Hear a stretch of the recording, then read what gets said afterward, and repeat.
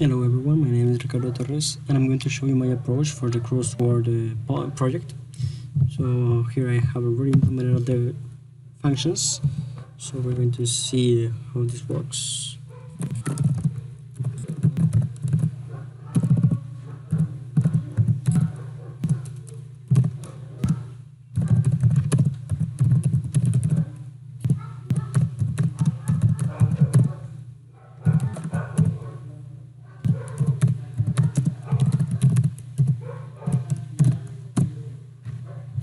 So we can see that the first, the structure 0 with the word 0 give us this crossword. We can see that all words are correctly assigned. So we're going to see the next. So here we're going to see the next one, that is with Words1, for example.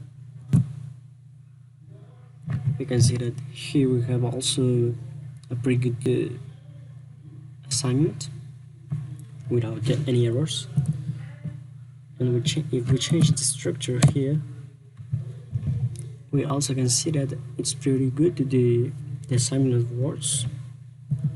And last, we're going to see the last structure with the last pull of words.